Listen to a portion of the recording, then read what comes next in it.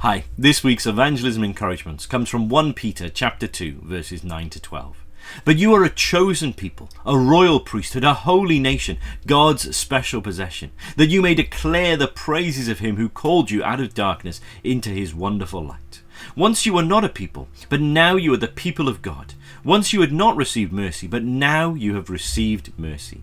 Dear friends, I urge you as foreigners and exiles to abstain from sinful desires which wage war against your soul. Live such good lives among the pagans that though they accuse you of doing wrong, they may see your good deeds and glorify God on the day he visits us. We are special.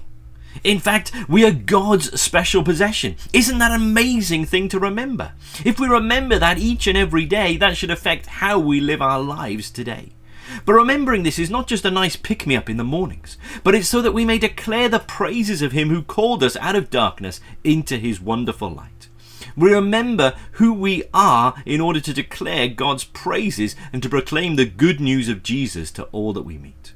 Knowing who we are in Christ should spur us on each day to share that with others, so that Jesus may also call them out of the darkness in which they now live into his wonderful life that we know. We have received mercy, and so we need to share that with others so that they also may receive mercy. Remembering who we are in Christ should also change how we live our lives. We need to speak out the gospel, but we also need to live it out.